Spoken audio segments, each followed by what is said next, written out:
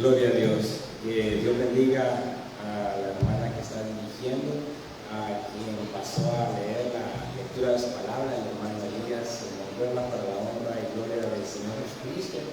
También a la amada hermana Anita por esos coros para el Señor. Le damos muchas gracias a nuestro Padre Celestial de todo corazón, porque verdaderamente Él está obrando en su iglesia. Él está trayendo a muchos niños, que es la próxima generación, llamada a ser la luz del mundo, la sal de la tierra, para poder llevar el Evangelio, la buena nueva de salvación, para poder impactar a la sociedad, porque en esencia eso es a lo que hemos sido llamados, a poder impactar a la sociedad con el poder glorioso, transformador y sustentador de la palabra de Dios, del Evangelio de nuestro Señor Salvador Jesucristo. A Dios sea la honra, a Dios sea la gloria. Hermanos, agradecemos a nuestro Padre Celestial por el hogar que está haciendo, que está llevando a cabo, usando, ¿verdad?, a las hermanas que están trabajando arduamente por el reino de los cielos para poder traer más niños, más personas, más almas a Cristo Jesús. Que Dios bendiga grandemente a la hermana Marlene de Campos, a la hermana Wendy de Campos, por estar trabajando arduamente en el Evangelio para poder llevar a cabo la gran encomienda. El día de hoy, amados hermanos, vamos a comenzar un nuevo capítulo. ¿Quién sabe qué capítulo vamos a dar al inicio el día de hoy? ¿Qué capítulo finalizamos el domingo anterior? El capítulo 7. Vamos a iniciar ahora, con la ayuda de Dios, el capítulo 8 del libro de los Hechos. Un libro que el principal autor en esencia es Dios, y que lo está narrando, lo puso en tinta, en papel, el médico amado, un historiador extraordinario llamado Lucas, quien también es el autor del Evangelio que lleva su mismo nombre. Y vamos a estar viendo, hermanos, el día de hoy, el título del mensaje de hoy es: La iglesia perseguida se extiende. La iglesia perseguida se extiende. De modo que aquí es donde se da el inicio de la gran comisión, de las palabras que Jesucristo les dijo a sus discípulos, de que tenían que ir y predicar el Evangelio a toda criatura, predicando en Jerusalén, en toda Judea, en Samaria y hasta lo último de la tierra. De modo que, hermanos, podemos hacer un recordatorio cómo es que el domingo pasado estuvimos estudiando y estuvimos viendo al primer mártir cristiano. Mártir en el original tiene que ver con un testigo, ¿verdad? En este caso, testigo Esteban, amén, así es, testigo del Evangelio de nuestro Señor y Salvador Jesucristo. Alguien que estuvo proclamando y defendiendo a la misma vez el Evangelio del Señor Jesucristo ante las autoridades del Sanedrín, del concilio, de la élite religiosa de Israel. Sabemos de que él estuvo exponiendo la palabra de Dios, un hombre lleno del Espíritu Santo, que tenía su mirada, su corazón puesto en las cosas de arriba, en las cosas celestiales, y que un hombre lleno del Espíritu de Dios no pone sus ojos ni su corazón en las cosas terrenales. Damos bienvenida a la familia que se viene añadiendo, al niño también que viene entrando, para que pueda recibir la clase del día de hoy con la maestra Wendy de Campos. Bienvenidos sean cada uno de ustedes en el nombre de nuestro Señor y Salvador Jesucristo. Gracias al hermano Alex Mata por apoyarnos también en la proyección. De modo que, amados hermanos, la iglesia perseguida se extiende, es el título del día de hoy. Y como estábamos mencionando, ¿verdad?, cómo es que Esteban estuvo defendiendo, proclamando el Evangelio, teniendo su corazón, sus ojos en las cosas de arriba, y cómo es que al finalizar estos hombres se enojaron, se airaron, se enfurecieron, tuvieron un gran odio contra Esteban, lo sacaron de la ciudad, lo arrastraron y lo apedrearon, porque así era como enseñaba la ley en Levítico, la forma en como un hombre debía debía de morir, porque según ellos, la élite religiosa de Israel, el Sanedrín, Esteban había sido un blasfemador de Dios, del templo, de la ley y de Moisés, y es así como lo mataron apedreado. Pero también tuvimos una gran lección, hermanos, el domingo anterior, que este hombre recibiendo las pedradas, siendo atacado por todos estos miembros del Sanedrín, constituido por 71, ¿verdad? Él le pidió a Jesucristo que los perdonara, que no les tomara en cuenta ese pecado. Algo que aprendimos nosotros es que cuando nos estén criticando, señalando, atacando, no respondamos de la misma forma, sino que podamos responder como Esteban lo hizo y como el Maestro por excelencia también nos enseñó Jesucristo. Padre, perdónalos porque no saben lo que hacen, pidiendo perdón por esa mala acción, esa atrocidad de estarlos matando. De modo que ahora vamos a dar inicio a este nuevo capítulo 8, específicamente del versículo 1 al 8. La iglesia perseguida se extiende. Leemos la palabra de Dios en el nombre del Padre, del Hijo y del Espíritu Santo, puestos en pie, amada iglesia, en reverencia a la palabra del Señor. Hechos, capítulo 8, versículo del 1 al 8, dice: y Saulo consentía en su muerte. En aquel día hubo una gran persecución contra la iglesia que estaba en Jerusalén, y todos fueron esparcidos por las tierras de Judea y de Samaria, salvo los apóstoles, y hombres piadosos llevaron a enterrar a Esteban e hicieron gran llanto sobre él. Y Saulo asolaba la iglesia, y entrando casa por casa arrastraba a hombres y a mujeres y los entregaba en la cárcel. Pero los que fueron esparcidos iban por todas partes anunciando el evangelio. Entonces Felipe, descendiendo a la ciudad de Samaria, les predicaba a Cristo, y la gente unánime escuchaba atentamente las cosas que decía Felipe, oyendo y viendo las señales que hacía, porque de muchos que tenían espíritus inmundos salían estos dando grandes voces, y muchos paralíticos y cojos eran sanados. Así que había gran gozo en aquella ciudad. Oremos.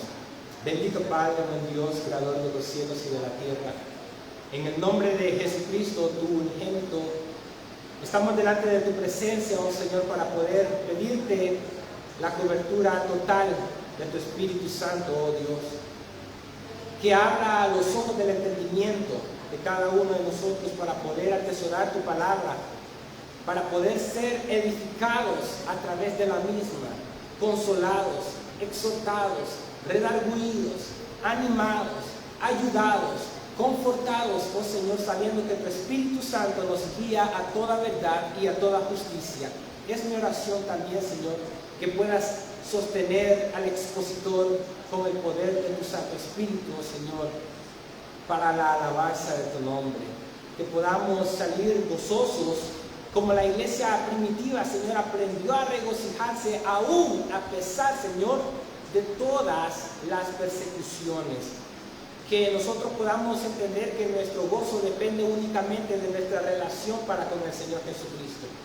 Que nosotros podamos comprender que solamente Jesucristo nos da de esa paz que sobrepasa todo entendimiento, y que podamos glorificarte unánimes en un mismo sentir, porque tú eres Rey de Reyes y Señor de Señores.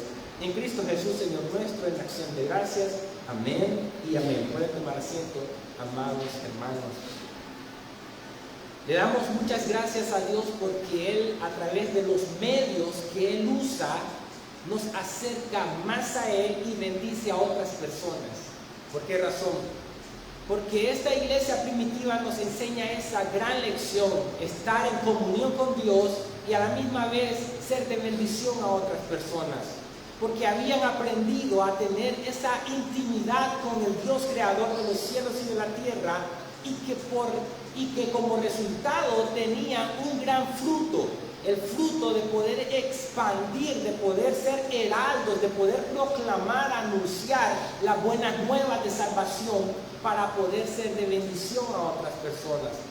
Hasta este momento prácticamente solamente la comunidad creyente judía que se había convertido al cristianismo, que habían llegado a creer en Jesucristo como su Señor y como su Salvador, habían sido los únicos receptores de las buenas nuevas de salvación.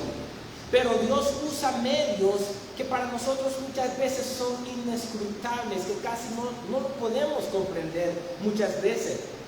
Pero que la sabiduría de Dios nos muestra con exactitud a través, hermanos, del tiempo, de la historia de la iglesia, a través de su palabra, lo que Él ha revelado, lo que Él ha dado a conocer, cómo es que Dios con esa sabiduría y con ese poder lleva a cabo todo cuanto sus propósitos y según su voluntad quiere realizar.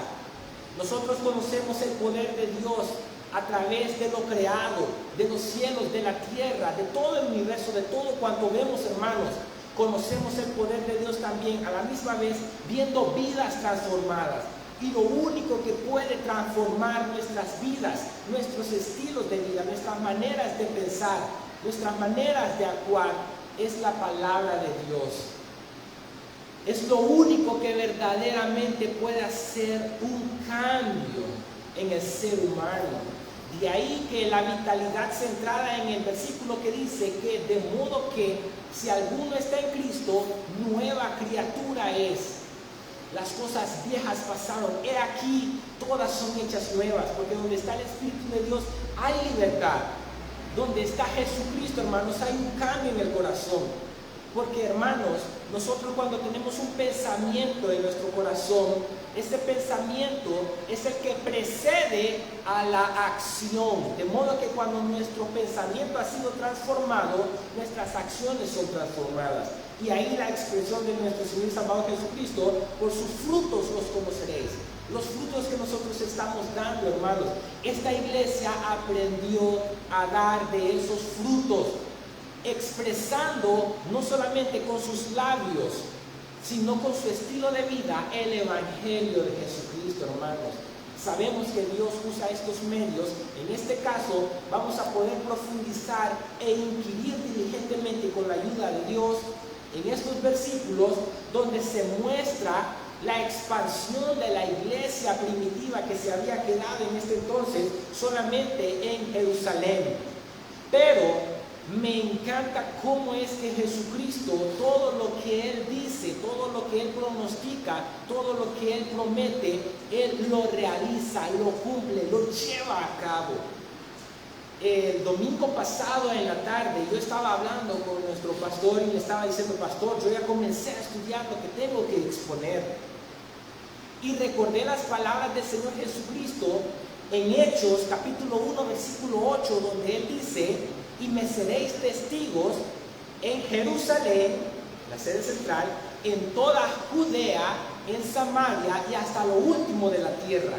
Y cuando vengo y leo este capítulo, el inicio de estos versículos, puedo ver cómo es que la palabra de Dios dice aquí en el versículo 1, hermanos: y Saulo consentía en su muerte. En aquel día hubo una gran persecución contra la iglesia que estaba ¿en dónde? En Jerusalén. Y Jesucristo dijo: y me seréis testigos en Jerusalén. Luego Jesucristo dijo: en toda Judea. Y este versículo me está dando cronológicamente el tiempo, hermanos, en cómo es que todo esto se va a desarrollar, y los lugares geográficos también, donde dice: y todos fueron esparcidos por las tierras de Judea, Samaria, salvo los apóstoles. Y después de esto nosotros vamos a ver cómo es que llegan verdaderamente hasta lo último de la tierra, hermanos. Y este evangelio sigue, de modo que las palabras del Señor Jesucristo, cuando dijo y pronunció que me seréis testigos en Jerusalén, en toda Judea, en Samaria, aquí es donde se da el inicio, hermanos, de esa gran comisión. Jerusalén, toda Judea, Samaria, hermanos, y después hasta lo último de la tierra.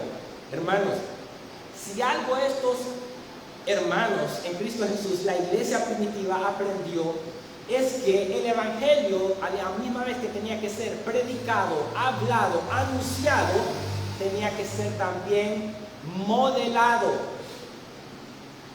con nuestro estilo de vida, enseñado, practicado.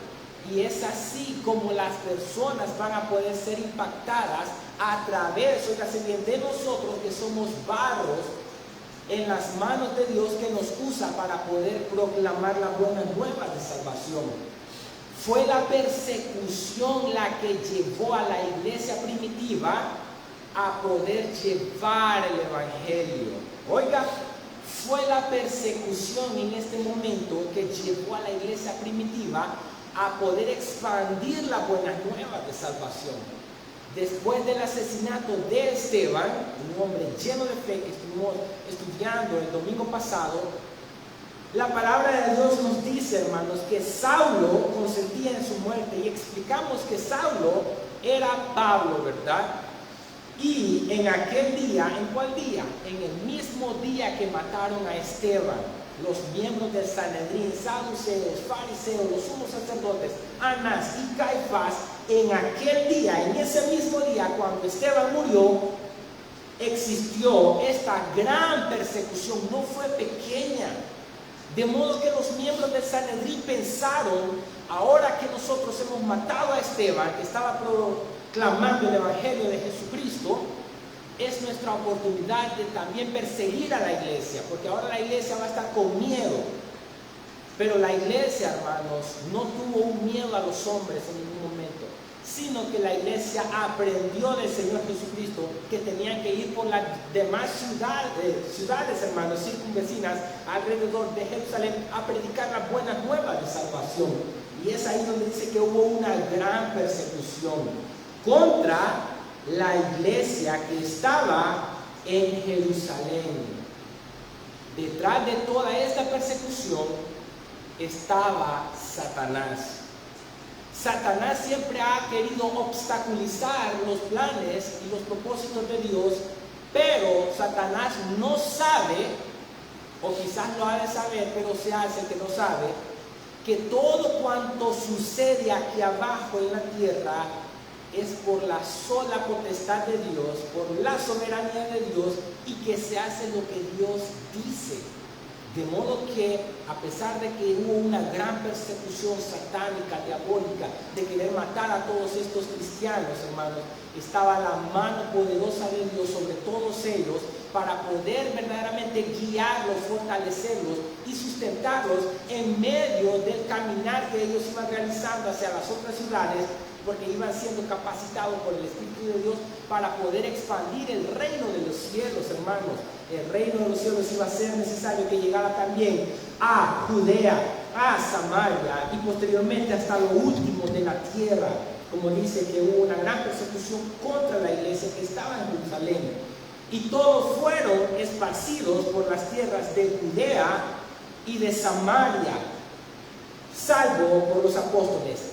Brevemente, hermano, para poder entender acerca de Judea y de Samaria, brevemente, unos 2-3 minutos, recordarles de que después, ¿verdad?, de la muerte del rey Salomón, hijo de David, rey de Israel, él tuvo un hijo, Roboam, que este hijo no quiso obedecer el consejo de muchos hombres sabios, ancianos, y que él estaba maltratando a los de Israel, y que ese hijo, por esa actitud rebelde que tuvo, el reino de Israel se dividió en dos: el reino del norte con 10 tribus y el reino del sur con 2 tribus, Judá y Benjamín.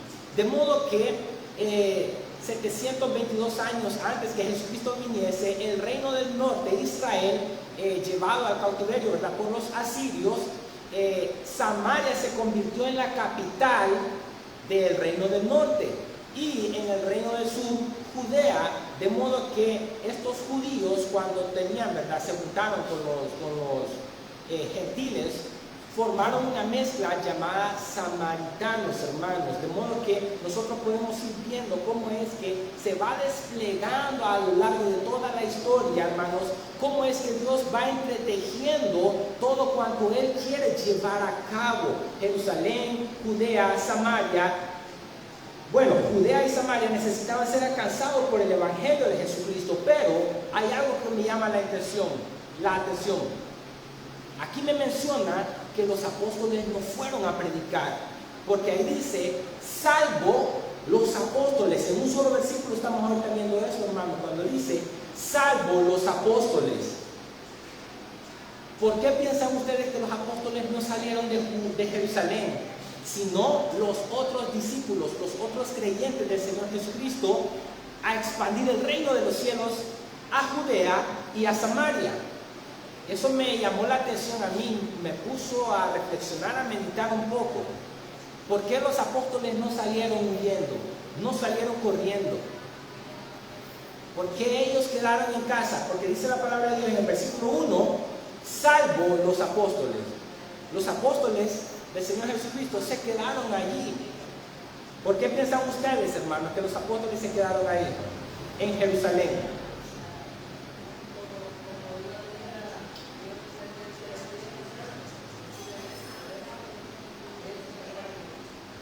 Habían sido llenos del Espíritu Santo,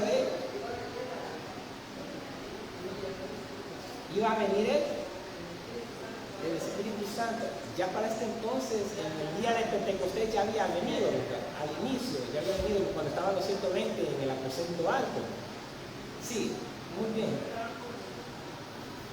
Sí, ya, ¿por qué piensan, verdad? ¿Algún aporte, algún comentario, hermanos? ¿Por qué razón los apóstoles se quedaron en Jerusalén?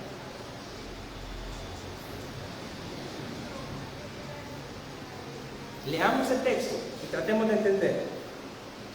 En aquel día hubo una gran persecución contra la iglesia, que era la iglesia de los redimidos por la sangre de Cristo, que estaba en Jerusalén. Y todos fueron esparcidos por las tierras de Judea y de Samaria, excepto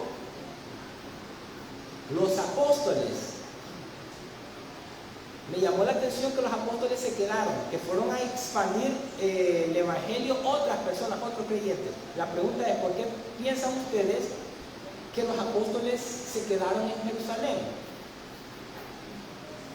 Probablemente, ¿por qué podría ser la razón? Tenían mayor autoridad para enseñar al pueblo de Israel.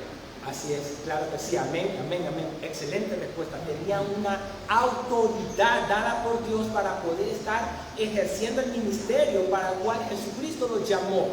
Y sabiendo que verdaderamente, primordialmente, ellos como judíos, teniendo esa autoridad dada por Dios y ese poder, esa llenura del Espíritu Santo, se mantuvieron firmes en Jerusalén, sabiendo que Dios estaba obrando a través también de otras personas para expandir el reino de los cielos, porque también entendieron de que no podemos ser llaneros solitarios. Tenemos que trabajar en equipos todos nosotros, hermanos.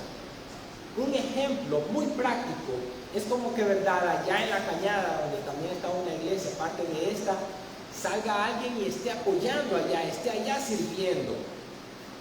Y otros se queden en esta iglesia participando a la misma vez. Algo muy práctico así. Como que también, ¿verdad? Quisiéramos plantar otra iglesia en alguna otra ciudad, San Miguel, Santa Ana, San Salvador, y por qué no en otro país. Y enviar a otras personas que vayan a expandir, que vayan a proclamar las buenas nuevas de salvación.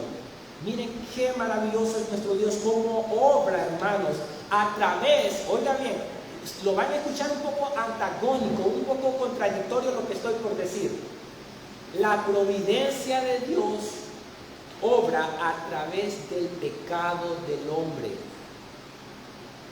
Tal vez le choca un poco esas palabras, óigase bien. La providencia, el cuidado de Dios, obra a través del pecado del hombre. ¿Por qué razón? Porque los hombres cometieron pecado matando a Esteban, pero la providencia de Dios obró usando todo eso para que viniese una persecución y que el reino de los cielos sea expandido, sea llevado, hermanos, a Judea y a Samaria. Versículo 2 ahora, hermanos.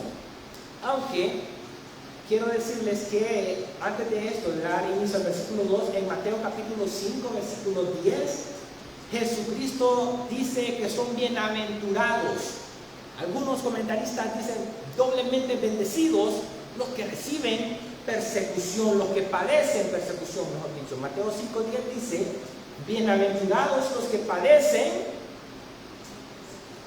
persecución. ¿Por qué razón? Por causa de la justicia, porque de ellos es el reino de los cielos. Recordarles de que Jesucristo en el Sermón del Monte estaba predicando a las multitudes, y aquí pronuncia él que son bienaventurados los que padecen persecución.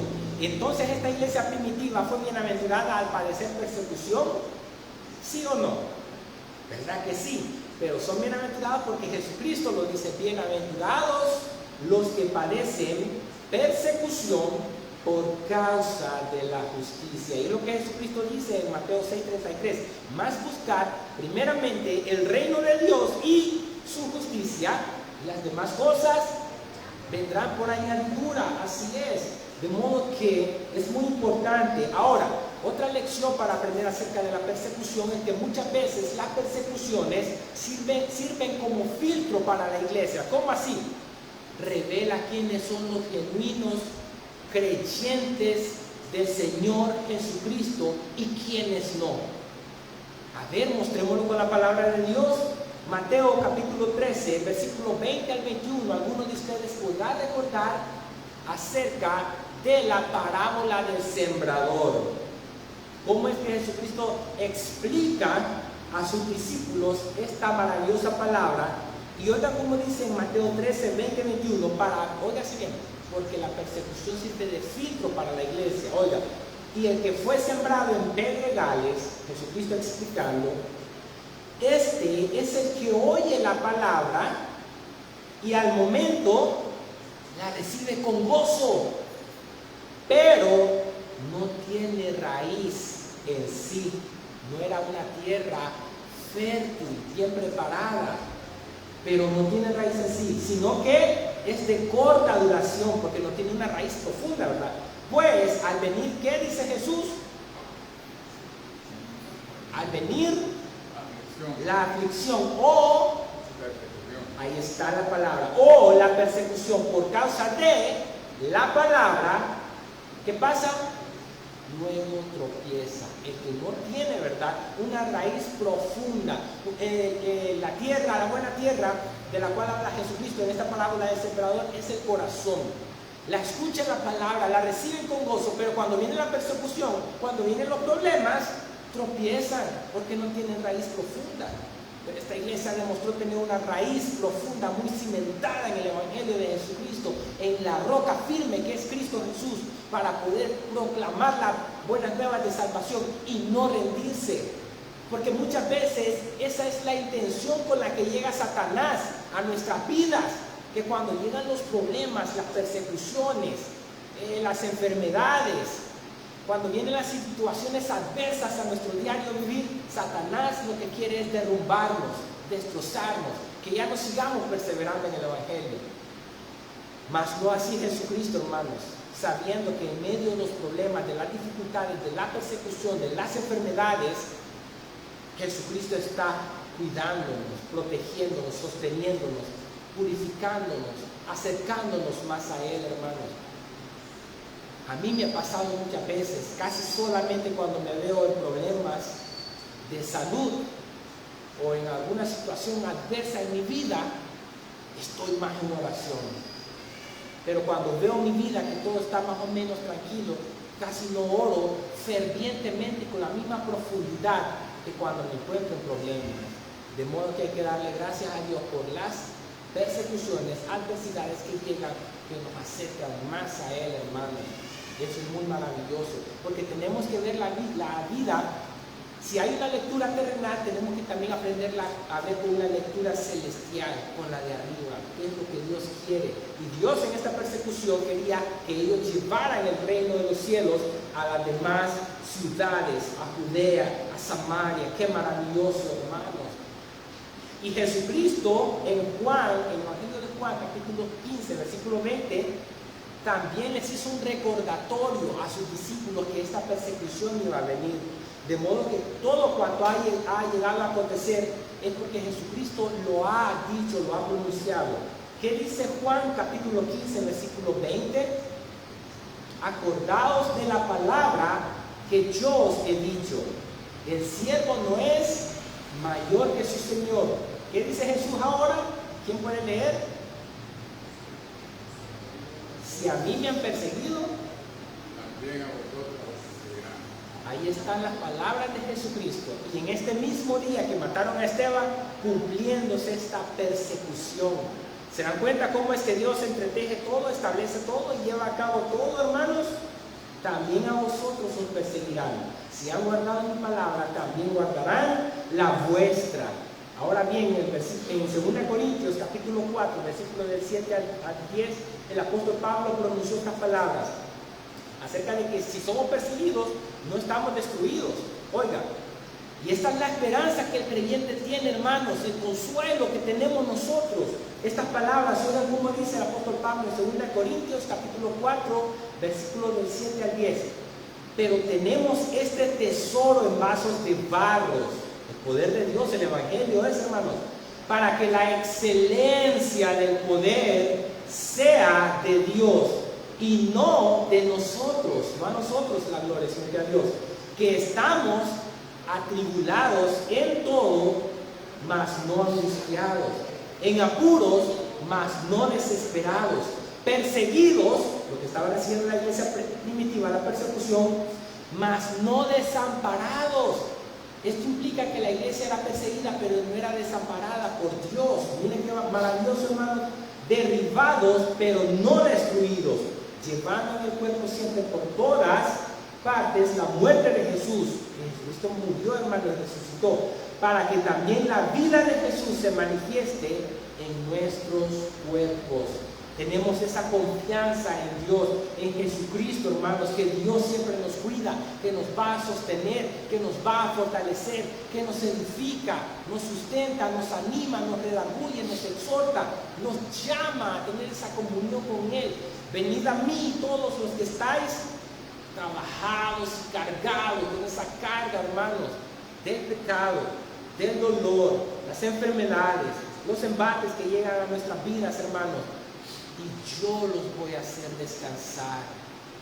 El que quiera beber de la agua gratuitamente, venga a mí, que se acerque a Cristo Jesús, el buen pastor. ¿Qué es lo que dice el Salmo capítulo 23 hablando acerca del buen pastor? El Salmo 22 habla del pastor sufriente. El Salmo 23 del buen pastor. Jehová es mi pastor, nada me faltará.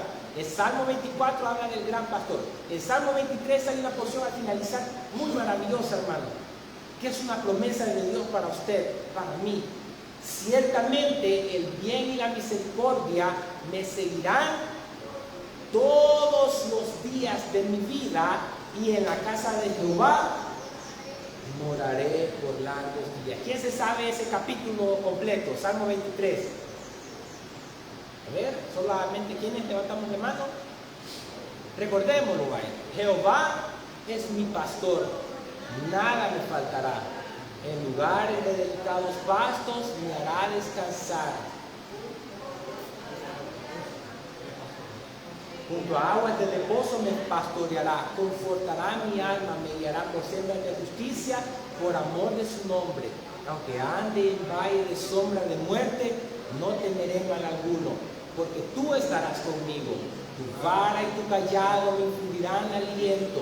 Aderezas mesa delante de mí en presencia de mis angustiadores.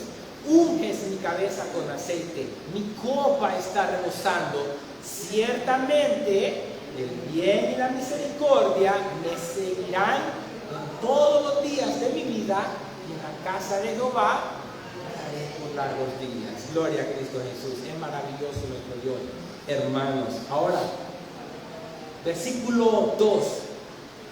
Y hombres piadosos llevaron a enterrar a Esteban. Hombres consagrados, hermanos, llevaron a enterrar a Esteban después de que lo mataron.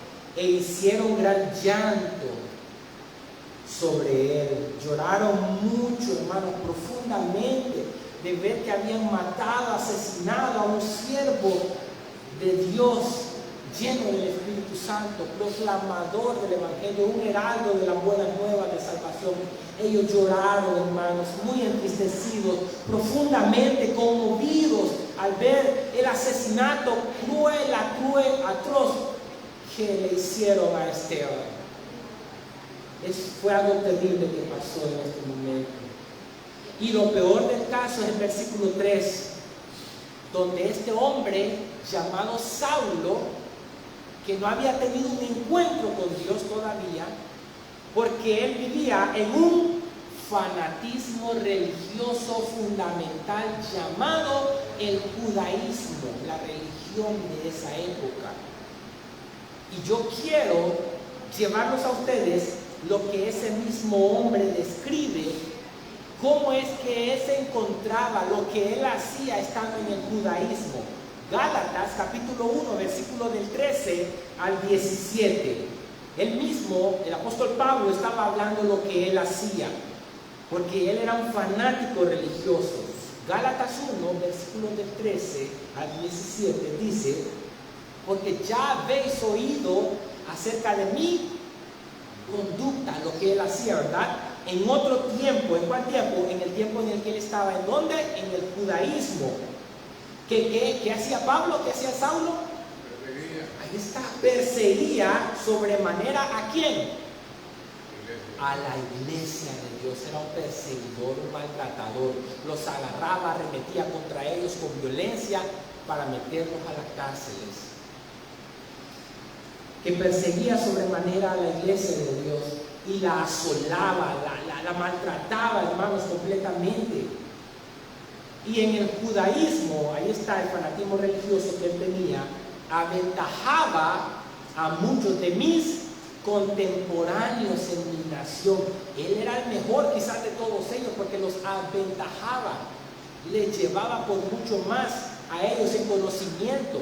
Hebreo de hebreos, decía él, circuncidado al 8º día, y tenía todo eso, ¿verdad?, en el judaísmo, siendo mucho más celoso, aquí está, de las tradiciones de mis padres.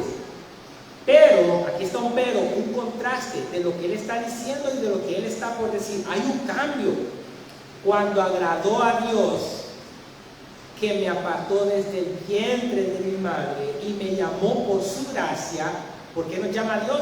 Por su gracia, ¿verdad?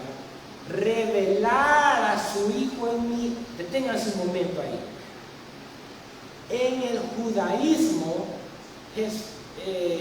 el apóstol Pablo no conocía de Jesucristo, pero Dios Padre tuvo la gran intencionalidad, por su amor y por su gracia, de darle a conocer a su Hijo amado Jesucristo. Y esa era la pugna, el pleito, el roce que tenían los líderes religiosos de Israel contra el cristianismo, contra los seguidores de Jesucristo, los del camino.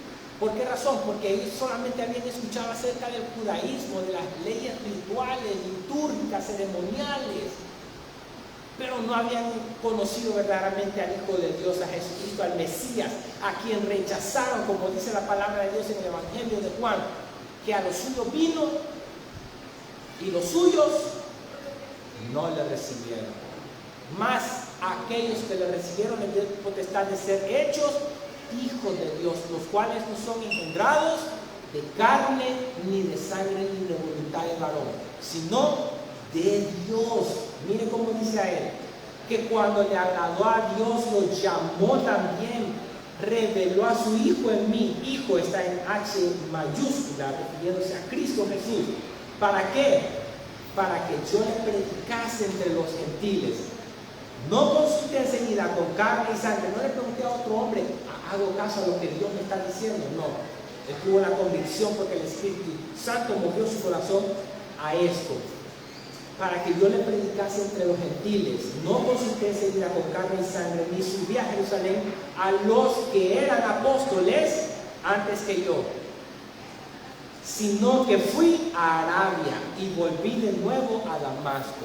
Se entiende que en Arabia estuvo siendo discipulado por Jesucristo, Dios encarnado, Dios hablando con él, capacitándolo, porque este apóstol Pablo, hermanos, no fue cualquier apóstol, fue un gran apóstol erudito, estudioso, de todo el Antiguo Testamento, parte del Nuevo también, leyendo él, hermanos, todo lo que verdaderamente eran las Sagradas Escrituras para conocer más a Cristo. Por eso es que toda la palabra, hermanos, de Dios desde el principio hasta el fin, abre con Cristo y cierra con Cristo, porque Colosenses nos dice a nosotros que por Jesucristo fueron creadas todas las cosas. Y Génesis 1:1 dice, en el principio Dios creó los cielos y la tierra. En el principio Cristo Jesús creó los cielos y la tierra. Y al finalizar en Apocalipsis, he aquí yo vengo en breve, yo vengo pronto. Amén, porque Jesucristo es el amén, el sí a todas las promesas de Dios. Miren qué maravilloso, hermano. Ahora, quiero que nosotros veamos lo que dice el versículo 3, ¿verdad? Que arrastraba a hombres y a mujeres. Porque dice, y Saulo asolaba a la iglesia y entrando casa por casa, arrastraba a hombres y a mujeres. ¿Y qué hacía Pablo?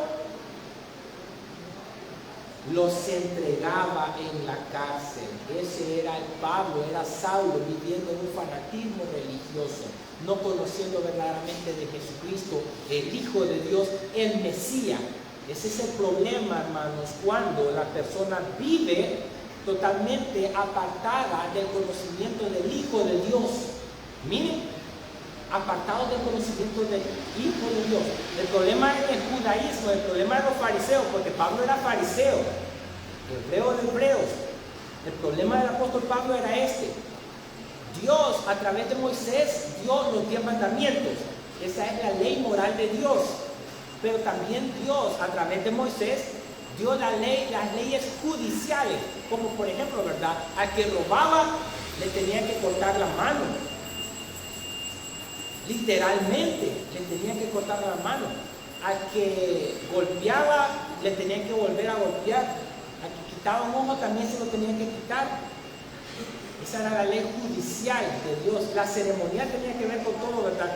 El lavamiento de las manos, la liturgia que se llevaba en el templo, el procedimiento de cómo llevar a cabo los cultos, hermanos.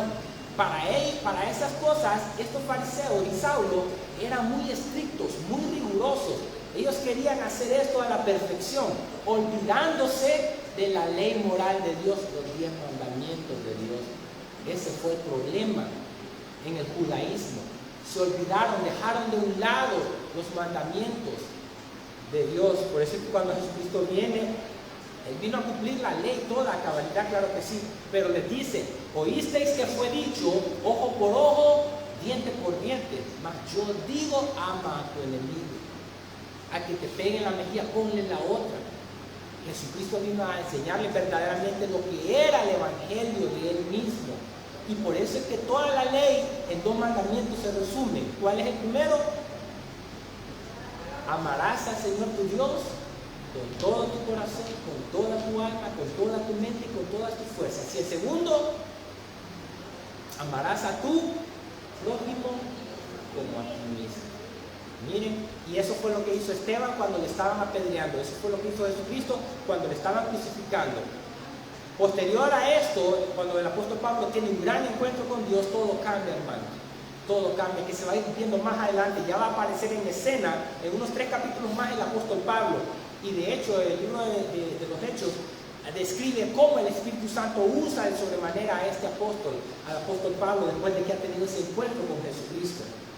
El versículo 5 dice, entonces Felipe, ahora yo me puse a pensar, la Biblia dice acerca de un Felipe que es un apóstol y un Felipe que es un evangelista. Y pude deducir de que este era Felipe el evangelista. ¿Por qué razón? Porque en el contexto del texto que estamos leyendo nos dice salvo los apóstoles. Que los apóstoles se quedaron ¿dónde? En Jerusalén. Entonces pude deducir, con la ayuda y la sabiduría de Dios y leyendo más pasajes de la Biblia, que este Felipe no era un apóstol. Este Felipe era un evangelista, el evangelista, hermanos. De modo que yo quiero que lean Hechos capítulo 21, versículo 8, donde describe con claridad acerca de Felipe, que está describiendo la palabra de Dios, que era evangelista. Oiga, Al otro día, saliendo Pablo y los que con él estábamos, lo habla en plural porque Lucas era parte del equipo misionero del apóstol Pablo. Fuimos a Cesarea y entrando en casa de ¿dónde? Felipe, ¿qué? Ahí está, Felipe el evangelista.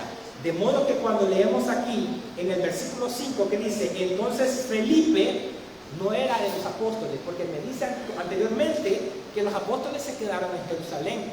Entonces este era Felipe el evangelista, que estamos leyendo en Hechos 21:8. ¿Se dan cuenta cómo es que los estudios, hermanos, hay que investigar?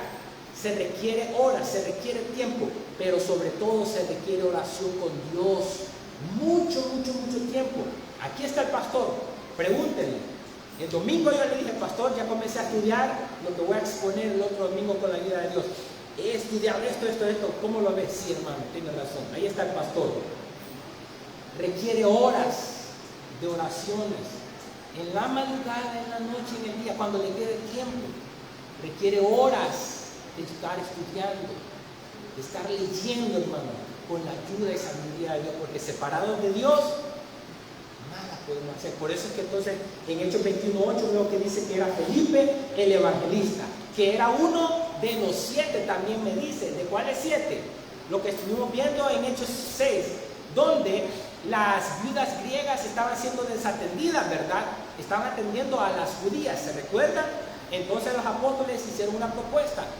No es bueno que nosotros estemos desatendiendo la oración y la predicación. Elijan 7 varones de buen testimonio, llenos de fe del Espíritu Santo, a quienes encarguemos este trabajo. De modo que ahora conocemos algo acerca de este Felipe, evangelista, y era uno de los 7 que se habían escogido para administración de las mesas en las multitudes. Miren, 5, entonces Felipe, descendiendo a la ciudad de Samaria, les predicaba ¿a quién? A Cristo, el evangelio, la buena nueva de salvación. Les predicaba. No se enfocó en ninguna otra cosa que no fuera solamente el evangelio de Jesucristo, porque es lo único, hermanos, que sacia nuestra alma sedienta. Es lo único que nos da vida eterna, hermanos, Jesucristo, el evangelio. Es lo único que nos da paz que sobrepasa todo entendimiento. Es lo único que nos fortalece, nos convierte, nos cambia, nos transforma. El estándar de una iglesia, hermanos, en esencia es la palabra de Dios y que las personas puedan ser transformadas, que puedan tener vidas transformadas, hermanos, a la imagen de Cristo. Versículo 6, ya vamos a terminar, hermanos. Y la gente unánime, ¿qué hacían los samaritanos? Todos juntos. Estaban escuchando atentamente ¿a quién? A Felipe, a lo que estaba diciendo Felipe. Era extraordinario el gran avivamiento que iba a pasar en este lugar, no por la obra de Felipe, sino por la obra de Dios, del Espíritu de Dios obrando a través de todos los corazones de estas personas que estaban atentos a escuchar el evangelio de Jesucristo. Miren, y la gente unánime escuchaba atentamente las cosas que decía Felipe. Estaban poniendo atención, minuciosamente escuchando, y el Espíritu de Dios obrando en esos corazones. Ningún avivamiento en toda la historia, hermanos, redentora, ningún avivamiento en toda la historia redentora puede ser posible a menos que el Espíritu de Dios esté obrando en esos corazones, en esas vidas. Es el Espíritu Santo que hace que todos esos corazones sean convertidos, corazones de piedra, corazones duros, a corazones sensibles a la palabra de Dios, que puedan ser buenos receptores al evangelio de Jesucristo. Por eso es que nosotros, o todos los expositores de la palabra de Dios en todas las iglesias, no deben de enfocarse en anécdotas, no deben de enfocarse en cosas, ¿verdad?, que sabemos, extra bíblicas, en filosofías. No. tiene que enfocarse en la palabra de Dios, que es lo único que transforma los corazones, los estilos de vida. Solo esto. No en la superficialidad del mundo, no en las cosas triviales, en la palabra de Dios. ¿Por qué? ¿Qué dice 2 Timoteo 3:16? Porque toda la escritura es inspirada por Dios y es útil. Solo la palabra de Dios es la útil. ¿Para qué? Para corregir, para redarguir, para enseñar, para instruir en justicia, a fin. Esto es lo espiritual, lo que está muy por encima de todo lo material, hermano. Con el propósito de, a fin de que el hombre de Dios, que las personas sean perfectas, el hombre de Dios sea perfecto, quiere decir maduro espiritualmente, lo que nos va a dar un nivel de madurez espiritual a nosotros para poder agradar a Dios, tener una comunión con Dios, una buena relación con Dios. Solamente la palabra de Dios. Preparado para toda buena obra. Solo esto. No necesito nada más para conocer de Dios. Si bien es cierto, la Biblia a mí no me enseña, porque no es un manual de cómo fabricar aviones, vehículos, no es menos cierto que la palabra de Dios me enseña todo lo que yo necesito saber acerca de Dios, lo que Dios ha revelado para que yo lo conozca, para que yo, la criatura, sepa cómo es el Creador, cómo piensa el Creador. Aquí veo yo la forma de pensar de Dios, cómo es Dios. Aquí me lo enseña la palabra de Dios, cómo piensa Dios, cómo habla Dios, cómo actúa Dios. El carácter de Dios está en la Biblia. Y esa es la labor de todo pastor, de todo misionero, de todo evangelista, de todo maestro, de todo expositor de la palabra de Dios. Mostrar a Cristo Jesús por medio de su propia palabra, quien Él mismo la inspiró, la exhaló, salió de Él, para que las personas le conozcan a Él y le den la gloria de vida por lo que Él es. ¿Me escuchó? Porque para eso hemos sido creados, para darle la gloria a Dios, la alabanza a Dios. Pero ¿cómo voy a adorar a Dios, a creer en Dios, a confiar en Dios, a glorificar a Dios, si no lo conozco? Si lo hago pequeño desde un púlpito.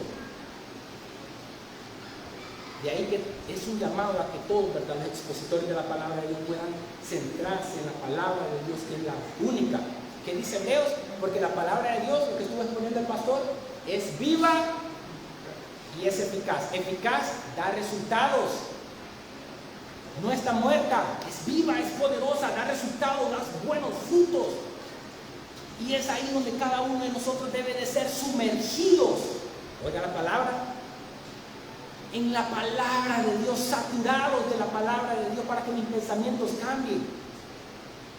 Y es maravilloso como Dios me enseña, hermano, por medio de su palabra, el estándar por medio del cual yo debo de vivir, dirigirme, caminar. Lámpara es a mis pies tu palabra, lumbrera a mi camino. ¿Qué dijo Jesucristo? Capítulo 7 de Juan: santifícalos en tu verdad, tu palabra es verdad. Amén. Solo la palabra de Dios me enseña verdaderamente el camino por el cual yo debo de vivir. Algo que tiene que ser, oiga la palabra, consistente con el evangelio y congruente, correspondiente, llevándome verdaderamente a adorar a Dios. Yo como criatura, hermanos, sé que hay un creador a quien le adoro, en quien creo y en quien confío, hermanos. Versículo 6, ya lo vimos, que estaba escuchando a Felipe atentamente, oyendo y viendo. Aquí falta la última parte del versículo 6, oyendo y viendo las señales que hacía. Versículo 7 nos dice qué señales: expulsaba demonios. Oiga, porque de muchos que tenían espíritus inmundos salían estos dando grandes voces, y muchos paralíticos también, que no podían caminar, y cojos eran sanados. Dios llevando la confirmación a través del evangelista Felipe a la ciudad de Samaria, en Judea, como también ya lo vimos, sanando a los enfermos que estaban siendo oprimidos por Satanás, hermano. Miren, Dios llevando sanidad, restauración, no solamente espiritual, sino que también física. Miren, porque de muchos que tenían espíritus inmundos, salían estos dando grandes voces, y muchos paralíticos y cojos eran sanados. ¿Cuánto creemos en los milagros de Dios? Dios hace milagros, hermanos, todavía. Dios nos sana todavía. Orémosle, pidámosle, confiemos en Él, que se haga la voluntad en nuestras vidas. Y Él va a obrar, hermanos, porque Él obra conforme a su voluntad. Y ya para terminar, versículo 8, así que había gran gozo. ¿En cuál ciudad? En Samaria. Porque recordemos, ¿verdad?, que Felipe se fue, ¿verdad? Descendió a Samaria, nos va diciendo, había gran gozo. Ya no solamente el Evangelio había llegado a Jerusalén, se había expandido a través de la persecución a Judea, ahora en Samaria, y está también ya llegando hasta lo último de la tierra. Y cuando este Evangelio sea predicado, hermano, va a venir Cristo Jesús. Cuando entre la plenitud de ¿quiénes? De los gentiles, va a venir el Rey de Reyes y Señor de Señores, y todo ojo le verá. Y en Él estamos confiando, hermano. Haga algo, hermanos, yo también, porque hay tiempo. Apartémonos de la superficialidad que este mundo nos ofrece, que es muy llamativa, de lo trivial, y centrémonos en la palabra de Dios. Y yo le garantizo que así como estos judíos, como estos samaritanos, como todos estos de Judea, de Jerusalén, y otras personas de todas las naciones del mundo que crean en Jesucristo como su Señor y como su Salvador, allá arriba vamos a estar todos juntos con Él, eternamente y para siempre. Este mundo nos ofrece cosas atractivas para la carne, pero centrémonos en lo espiritual, en las cosas de arriba, en las cuales Esteban estaba centrado, viendo a los cielos abiertos y al Hijo de Dios a la diestra del Padre. Es así como debemos de vivir, hermanos, buscando las cosas de arriba, porque esto pasa. Un abrir y cerrar de ojos, hermanos, nosotros llegamos al final de nuestra vida. Esto pasa, esto queda. ¿Qué quiero decirle con esto? No que estas cosas no sean necesarias, ¿cómo no lo son? Pero por encima de todas estas cosas, lo primero es la palabra de Dios, es Dios, es lo espiritual, y las demás cosas vendrán por añadidura. De modo que vamos a orar y a darle gracias a Dios por su palabra el día de hoy. Bueno, bendito Padre, buen Dios, creador de los cielos y de la tierra, te damos las gracias, oh Señor, por permitirnos estudiar tu palabra una vez más, por saber que nosotros necesitamos tener una total dependencia de Cristo, de tu palabra, de tu Espíritu Santo en oración, Señor, que nosotros necesitamos más de ti en todos los días de nuestra vida. Bendice a todos los hermanos que están aquí presentes, que puedan ser siempre consolados, ministrados por esta palabra viva y eficaz, transformadora, gloriosa, sustentadora, que nos redarguye, nos exhorta, nos instruye, nos enseña. En el nombre de Cristo Jesús, bendícenos, Padre, cuídanos, fortalécenos, que nosotros podamos adorarte y glorificarte en todo tiempo, Señor, con nuestro estilo de vida. Bendice a todos los niños que tú has traído el día de hoy. Bendice a las hermanas, Señor, a los hermanos que están trabajando arduamente para traer invitados a esta casa de oración para juntos, unánimes, estar atentos, escuchando tu palabra y glorificarte y llenarnos, saciarnos más de tu palabra, Señor, porque en ti, solamente en ti, es donde nuestra alma descansa, encuentra el verdadero descanso, porque tú tienes palabras de vida eterna, Padre. Bendícenos, oh Señor, bendito eres tú, oh Señor, a tu nombre sea dada la honra y la gloria, en Cristo Jesús, Señor nuestro, en acción de gracias. Amén y amén. Y Dios bendiga, amados hermanos.